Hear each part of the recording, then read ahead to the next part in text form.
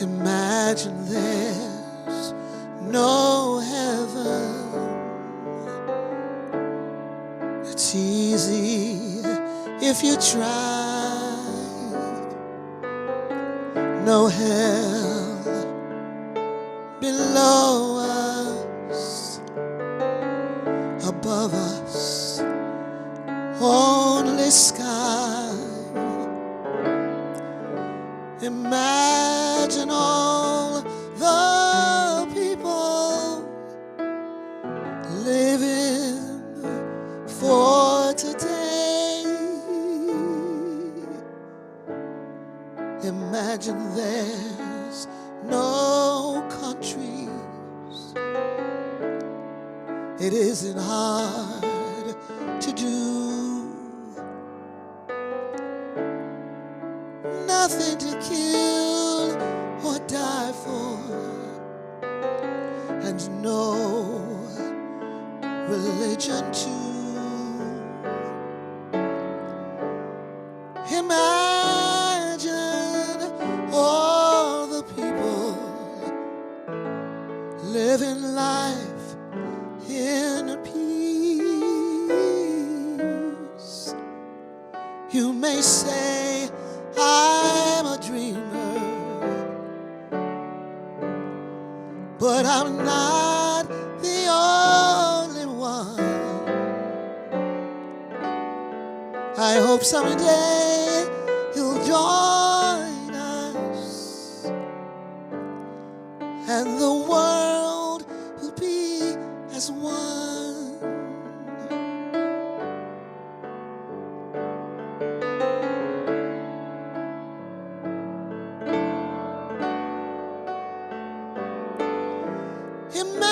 Imagine no possessions. I wonder if you can. No need for greed or hunger. Brotherhood, sisterhood of man. Imagine all the people sharing all this world. Ooh. You may say I'm a dreamer, but I'm not the only one. I hope someday you'll join us, and the world will be as one.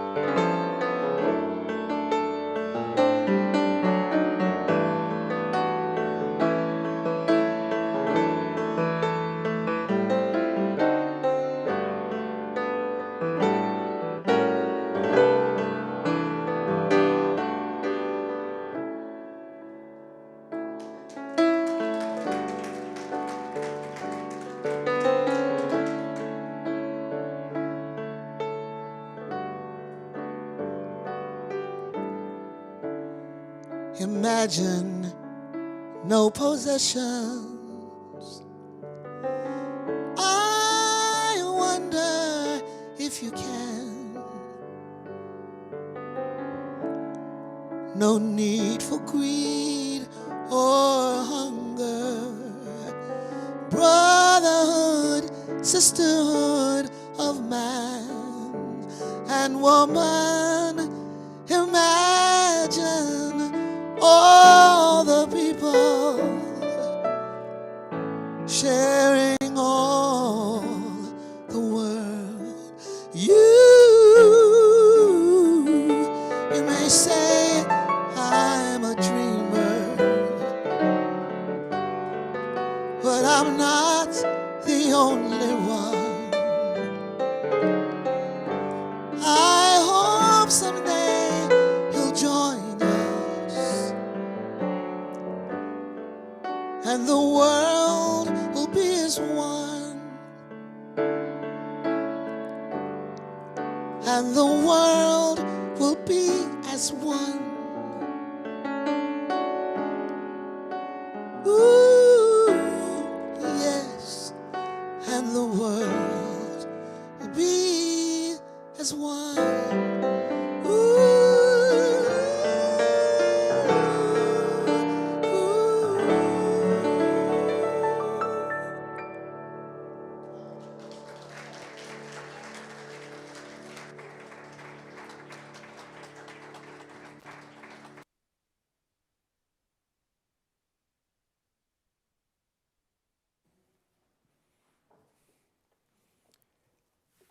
Thank you so much. Brannis McKenzie, our Minister of Music Emerita, and Thomas Hughes, thank you for that extraordinary rendition of Imagine by the late, great John Lennon. I love that song. Imagination is the portal through which our best ideas, our highest ideas for heightened living come through. It is the place where we're suddenly aware of other possibilities. They seem to arrive through this portal of imagination like magic. Where did I get that idea? J.K. Rowling, who you may know is the author of the Harry Potter series, said that I don't know where the idea for a kid that goes to wizarding school came from. The characters just seem to write themselves. Imagination carries forth great things, and I'm sure this has something to do with my talk that's coming. And while I am being grateful for Brannis and Thomas, I also want to lift up my colleague and dear friend and sister, Reverend Sonia. You may not be aware, but Reverend Sonia has been doing all the things from at least 7 o'clock this morning that I'm aware of. And I'm so grateful for you. James Brown may have been the hardest working man in show business. I am certain that Reverend Sonia Russell is the hardest working woman in ministry. Yes, indeed. And I tell you, ministry is not necessarily an easy profession, or maybe I should say ministry is a different kind of profession. Every profession or endeavor that I can think of, and I'm trying to make sure that when I say profession, I'm not just trying to limit us to some white-collar idea of maybe just we're talking about doctors, because doctors affect a mode of healing. That's what they're concerned about. And every single profession, every human endeavor has at its core an idea for some kind of healing to be an outcome. I mean, it could be anything. A blue-collar profession, let's say a chef. A chef has an intended outcome of healing that looks like either nutrition or at least satiety for the people who are, partaking of whatever the chef has prepared. A carpenter has an ideal of organization in terms of platforms or furniture to support things or you or the house in terms of framing. That's a kind of healing, the healing of organization. A plumber brings about a healing in your home when the water is either not going out the right way or it's not coming in well enough. I can go down the list of professions, and everyone I can think of except one, they all have something in common. And that is they're centered, or the outcome has an effect on at least one of the 5 physical senses. Okay, so like with a chef, you get to taste something. With the carpenter, you get to feel something or see something. Every profession has some sort of physical, external kind of outcome that is recognizable as the healing. Not so much with ministry. With ministry, we find ourselves, at least once a week, needing to describe things that are formless, invisible, and intangible that you can't see, that you can't appropriate with any one of your physical senses, so that after whatever you've been through in the whole week, you come to places like Heart and Soul Center of Light and say, Minister, enlighten me. This was a heck of a week. Let me leave here with evidence that something has happened. I can't give you anything that involves the 5 physical senses. However, we do bring something that has to do with beingness. And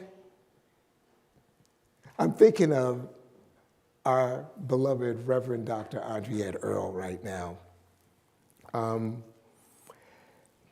She describes herself, as you know, as a serial preacher.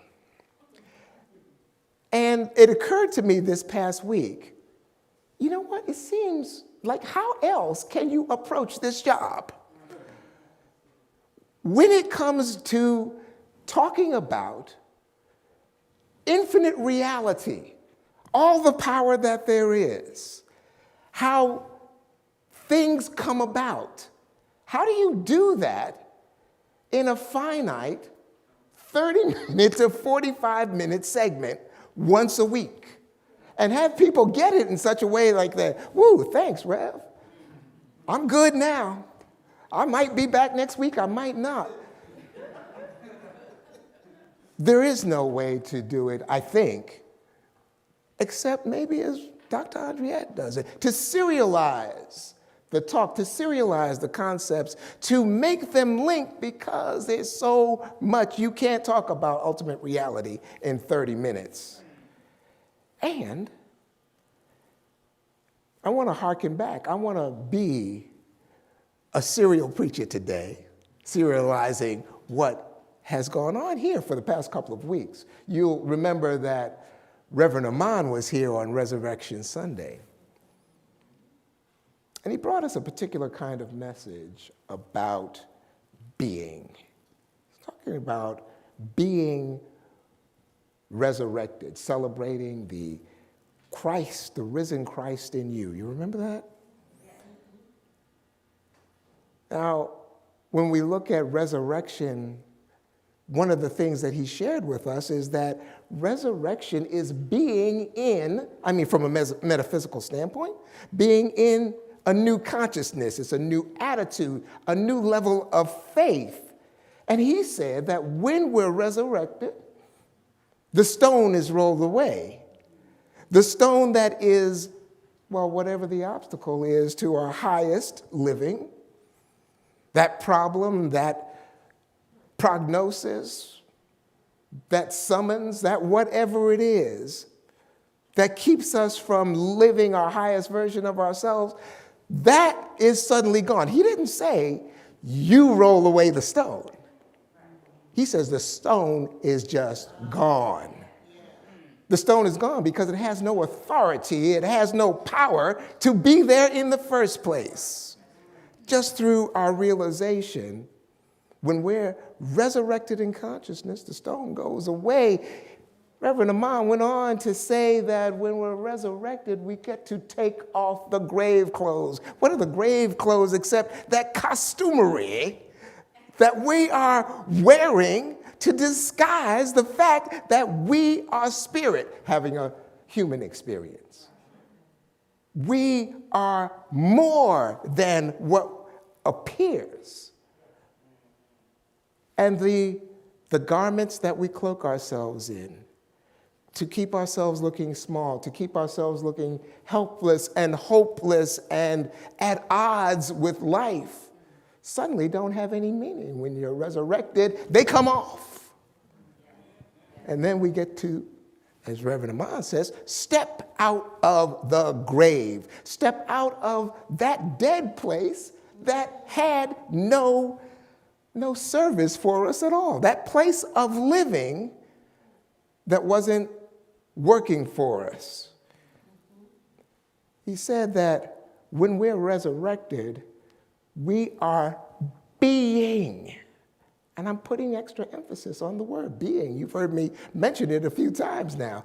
Being in the flow of a divine destiny to realize a purpose. Those were his exact words. Reverend Dr. Andriette last week followed that up with something. Now, what she was talking about was largely about knowing the truth about one's own being. She gave particular tribute to Ricky Byers' amazing song, Trust Love, and the line that says, for love will have the final word. Reverend Dr. Andriette says that you are divine. You are the one that is whole, perfect, and complete. That is the nature of your being. She said, we are here to be the perfect givers of love and receivers of love, said Ricky. And love will have the final word. And Dr. Andriette said, the final word is that God created you as itself. How can you wear grave clothes on top of that? So, what I've come here to share today is that the being part is essential. You can't resurrect yourself out of any situation until you know who you be, who you exist as, who you shine forth as. Knowing who you be is all about awareness. But is that the end of the story? I want to share a story that goes back a lot of years. I have been working either with Reverend Andriette or been a student of Reverend Dr. Andriette or a colleague of Reverend Dr. Andriette, spanning like 25 years for all of that, maybe a little bit more. And I remember when I came out of ministerial school. Heart and Soul Center of Light was my first place of ministry. And I just knew I was ready. I had all the answers because I had graduated, you see. So one of the first assignments I got was to teach a class that I'm not even sure if it's still part of the adult education curriculum. It was called Financial Freedom. And it's an amazing class. The tagline for the class was, awareness is curative. And on one particular day, back when we very first started Heart and Soul, and I was teaching this class, we were talking about something, and I said, well, you know, Rev, awareness is curative. And she gave me the look. It's that Well, she politely wanted to disagree. She said, I'm not sure that awareness by itself constitutes any kind of healing. She might not have known who she was talking to. I just graduated. I said, of course it does. Because awareness constitutes a healing of the condition of ignorance. That's the first thing that has to happen. When you don't know, you don't know. But once you know, you can't unknow. And let's say a person is struggling with poverty and believes they're not enough or they don't deserve. Once you help that person understand that there's more than enough and that the very nature of the universe is abundance, you have healed them of the former condition of not knowing their right and perfect inheritance is always available. So I broke all that down for Reverend Eileen. And she said, and then what? And I was like, and then what? She said, well, in order to change, somebody's got to do something more than just be self-aware. You could be self-aware all day and never have a moment of healing. She says a person has to do something. It can't just all be about being. There has to be being and doing something that will bring about newfound awareness that lends one to be in alignment with a demonstration of life that is whatever, prosperity and abundance, perfect health, right relationships, whatever it is.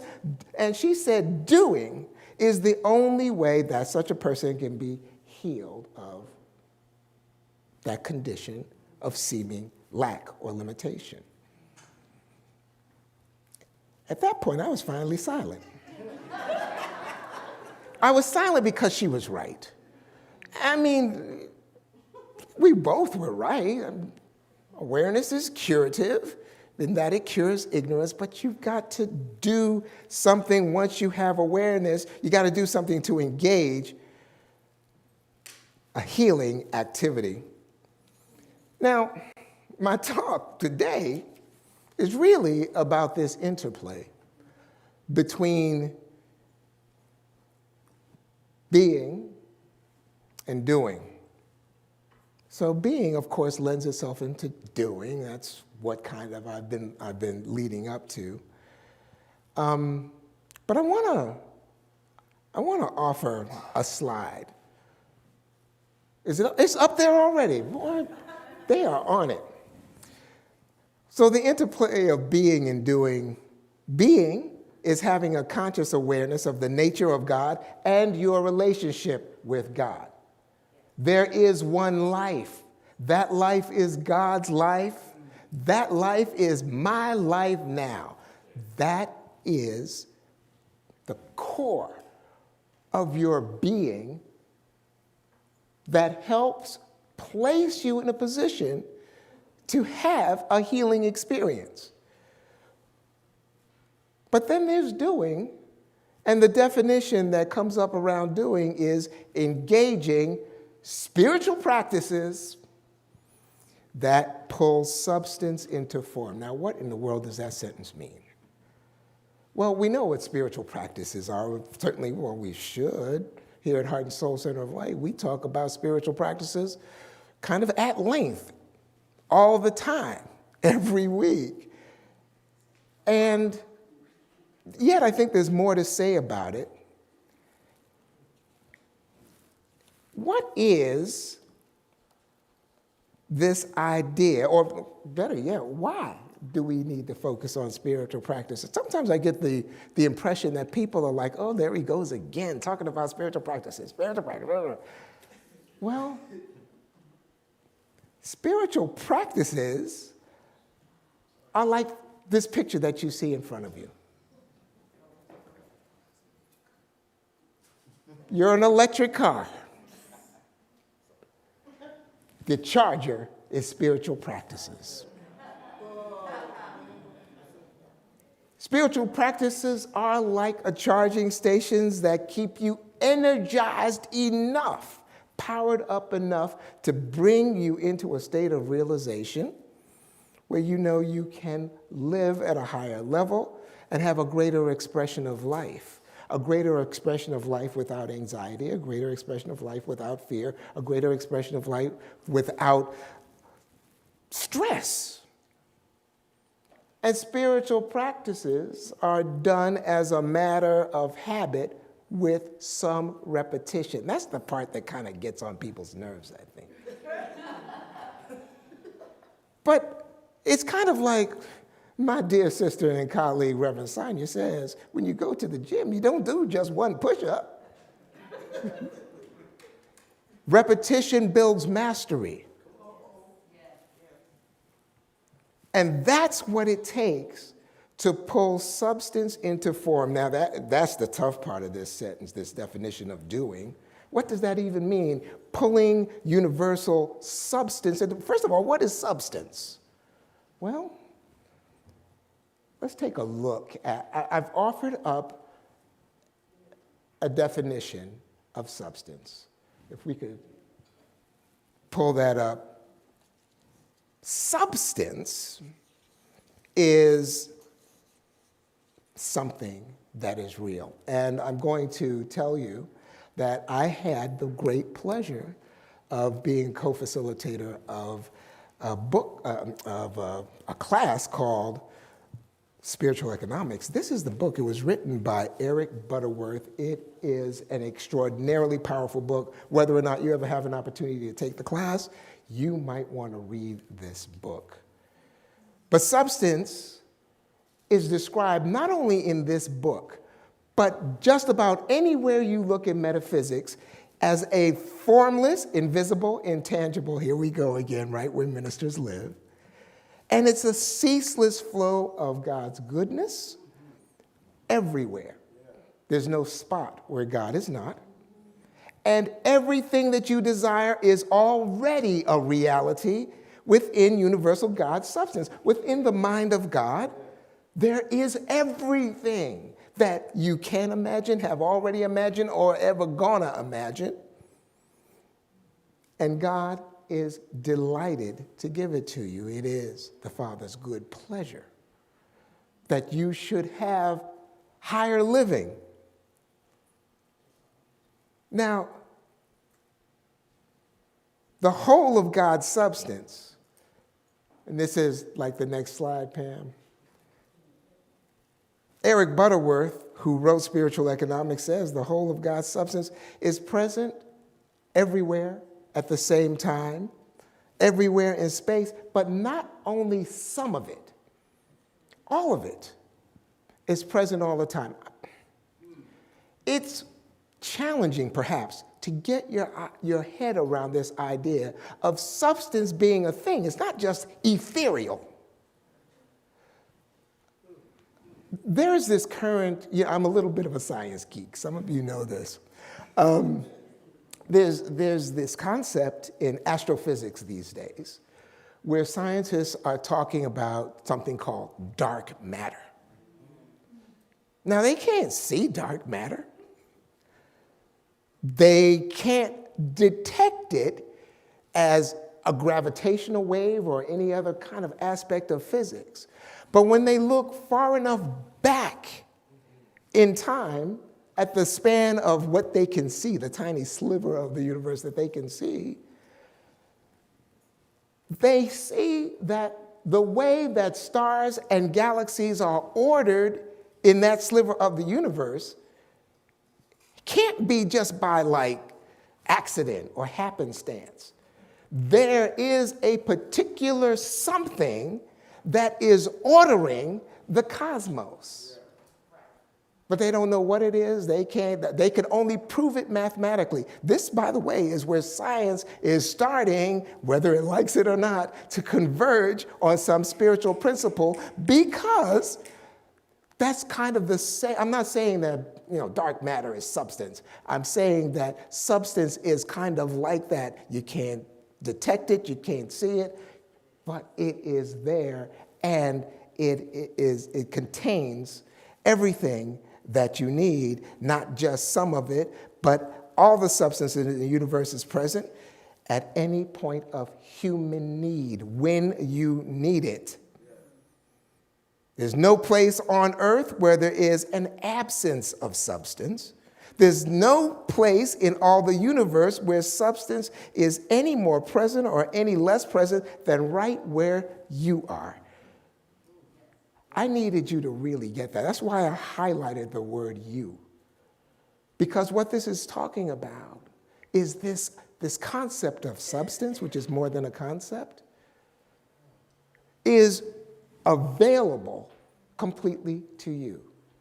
The thing is, you have to figure out how to download it. You have to make it real to your experience. And I've got one more slide that talks about substance, I believe.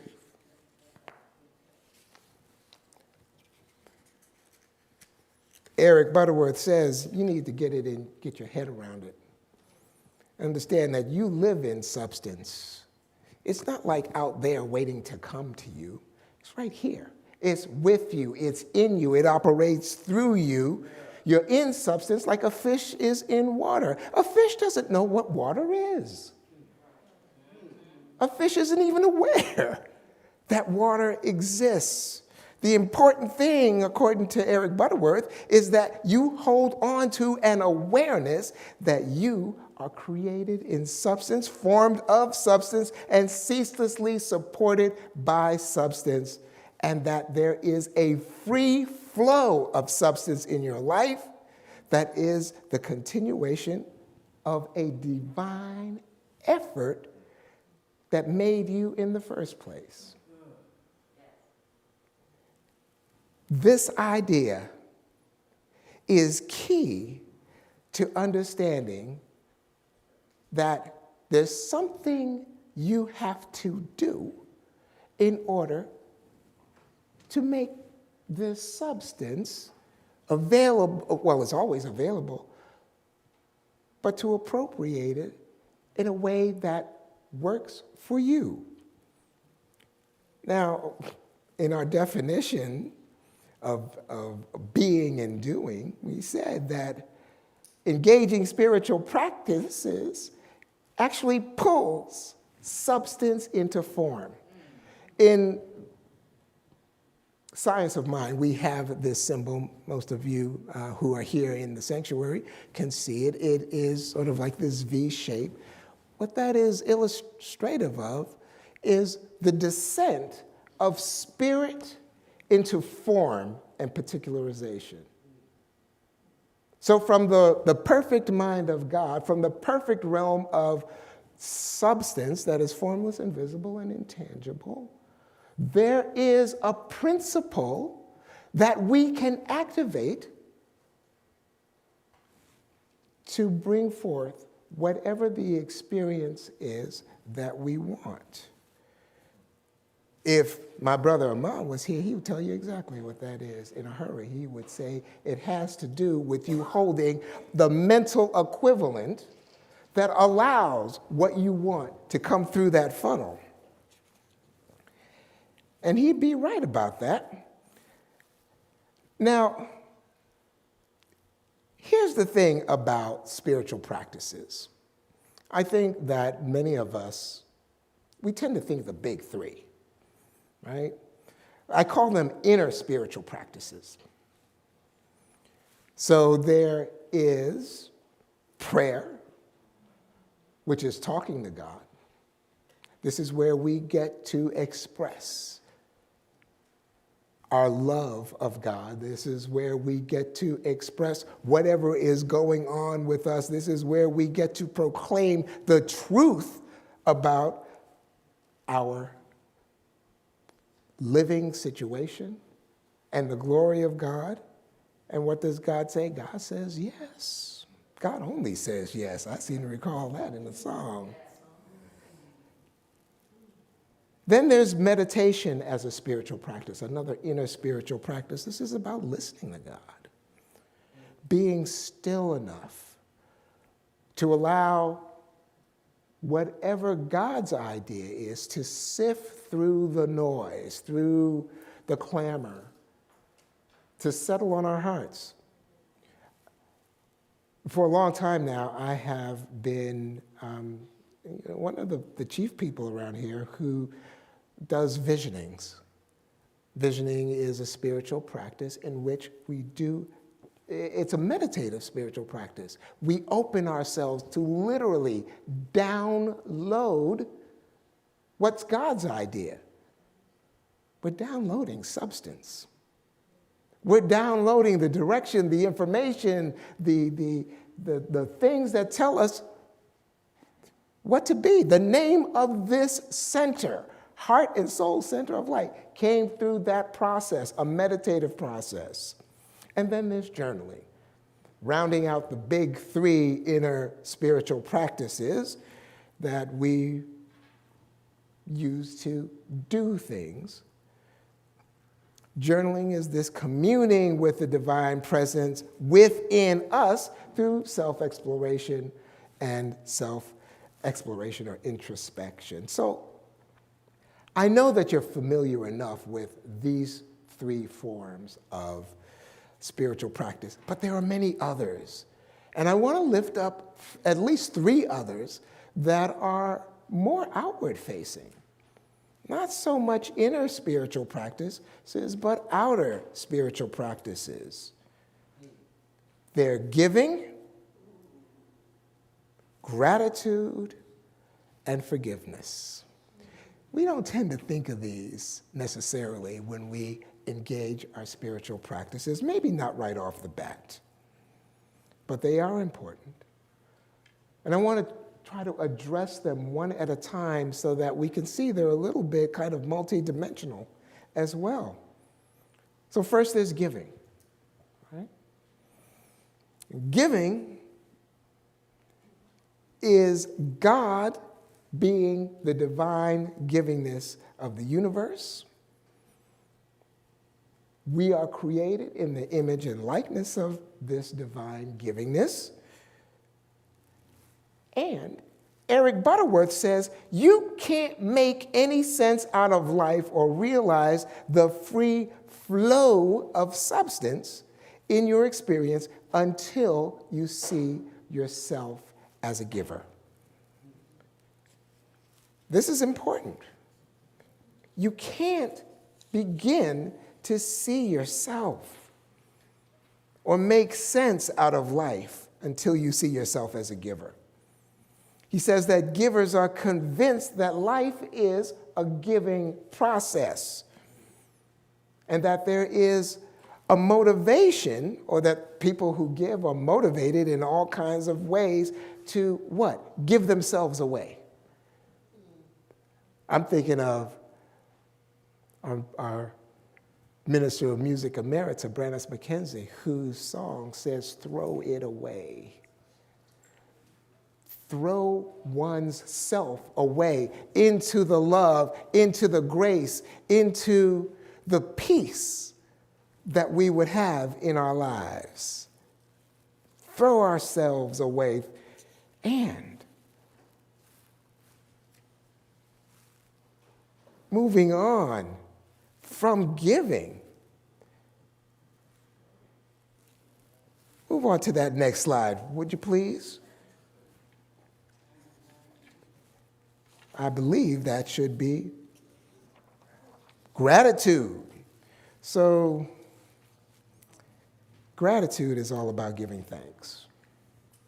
This is a spiritual practice that, well, it's an important state of your consciousness, as the slide says. Keeps you in an awareness of oneness, in the divine flow. You hear me say this word over and over again, flow. Every single morning, the first thing I say to myself is, I am in the flow. I'm in the divine flow of all good. It simply flows forth from within and becomes a causative energy. Giving thanks causes something to happen. Being appreciative of the blessings that are already in your life causes some more blessings to rise up in your experience. Is this making sense? I can't believe that I'm telling you anything you don't already know. But the part that you might not have at the front of your consciousness is practicing this, practicing being grateful. With regard to any ideas or problems of lack, Eric Butterworth says that even if you have these kinds of issues, even because of them, the need is to get yourself recentered in the awareness of the ever-presence of substance. How do you do that? Reminding yourself that that which I need is already here. That which I need or want, I already have. Holding the mental equivalent and knowing that it's already done. Getting that feeling tone internally so that that mental equivalent has a resting place in you. And remember, God only says yes. Once it senses that you are in alignment with what is true, yes is the answer. Keeping yourself centered in this awareness is the most effective way, or the most effective way to do that is through thanksgiving, I think is what Butterworth is saying. The last spiritual practice I want to speak to, and I want to try to do this. There's something coming up for me, and I'm like wondering, should I share it? It's one of those moments that Dr. Andriette has when she goes, no, I don't want to talk about that, and someone's going, yeah, go ahead and talk about that. I'm having that kind of thing happening. But in forgiveness, I'd like to show that slide, please. I've offered you some ideas, one from Scripture. You can read that for yourself, but the basic idea is that the universe is not holding anything against you. The universe, God, is not going, well, I don't know about this here that you... The universe of God is love that supports and lifts you up. Return to me, for I have redeemed you.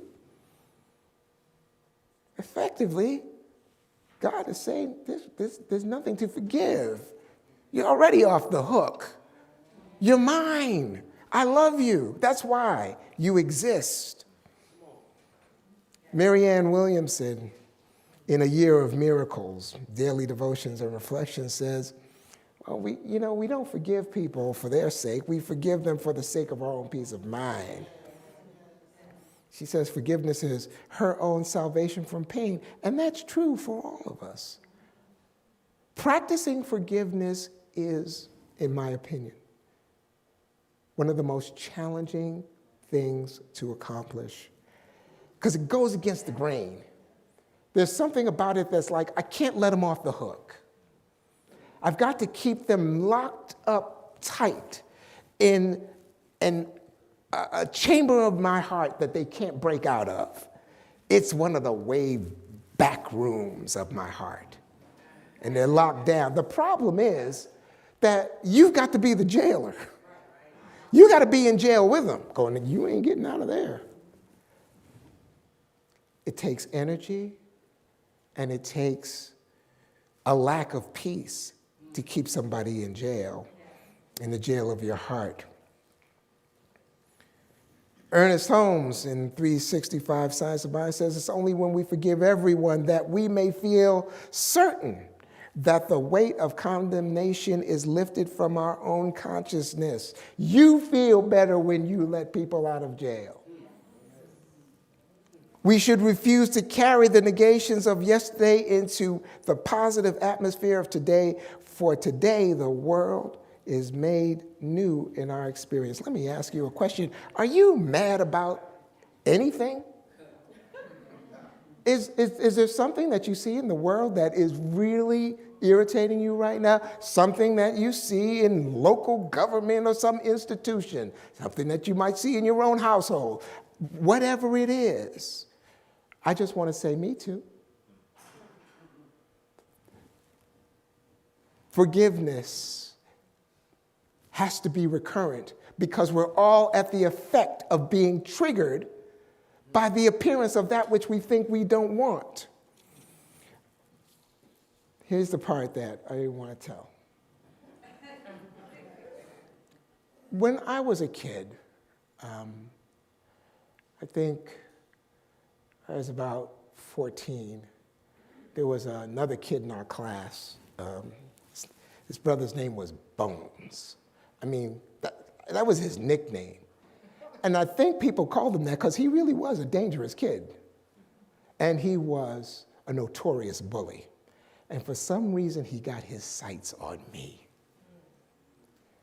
Bones became my nemesis in, like, I don't know, 9th or 10th grade. And I wasn't the kind of kid that you were going to, you know, like you see in the movies, push him in a locker and lock him in there. It wasn't like that. But I was no match for Bones. When we fought, I never won. Bones was the kind of guy that would, you know, pick you up by your ankles and, you know, that kind of thing. And he always seemed to have it in for me. I avoided him as best I could. And one morning I came to school and somebody said to me, "Did you hear about Bones?" I was like, "What?" It's like he died.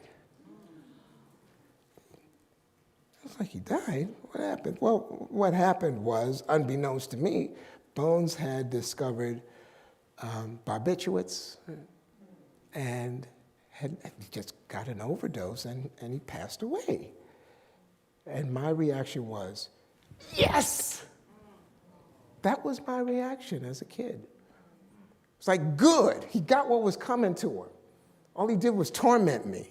I'm glad he's gone. I ain't gonna miss him a bit. School is about to be a better experience. I buried Bones in a plot so deep in my heart that he would be irretrievable. I didn't have to worry about him no more, but I always would hate him. I didn't think about Bones, you know, like recurrently over many decades. Over a period of 40 years, I may have thought of him maybe once or twice, you know, when I went back home to visit or something like that, or somebody brought him up. And I've come to a point in my life where I've decided, and this train of thought came up for me relatively recently in the last few years, as I'm approaching this monumental thing of becoming a septuagenarian. I'm going to turn 70, y'all. Anyway, I decided that I don't want to leave here with any stuff hanging off me. I don't want to have any grave clothes left on me when I step into my, or try to step into my new arraignment. I want to be clean. And I said, I'm going to forgive everybody that has ever done anything to me. So I'm in there. I actually made a list. I started going through it. I began actively doing my forgiveness work, and then I came to Bones. And it wasn't going to be easy. I decided that the only way to forgive Bones was to have a conversation with him. So I did. I simply, in my meditation, talked to Bones and say, I see you finally for who you were. You were just a child like me. You were somebody's kid. There's nothing evil about you. You did what you did and you made whatever mistakes you made and you learned whatever you needed to learn. But I want you to know I'm not mad at you anymore. I want you to know that if somehow in the vast expanse of reality we ever encounter each other again, I'm going to see you as somebody that is a friend, somebody that I'm not afraid of, somebody that I don't have to go into battle mode about. I tell you, something washed over me. I broke out in tears. This is 40 years after Bones died. I felt clean. And then I started finding other people I had buried in the graveyard of my own consciousness that I'm still working on. Forgiveness is the most important spiritual practice you will do, because a lack of forgiveness is what will keep you pinned down, unable to download universal source that is aching to support your highest and best form of living. I'm about out of time. I want to say, this idea of being and doing is really part of a three-legged stool. We hadn't had time to talk about the third leg today, which is having. Dr. Andrea talks about that all the time, doesn't she? That which is ours to be, do, and have.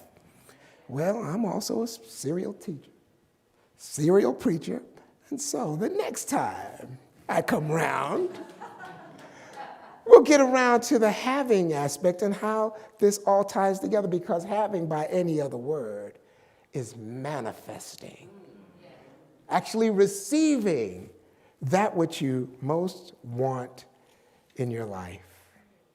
In the meantime, I'm going to ask you to not only engage these spiritual practices,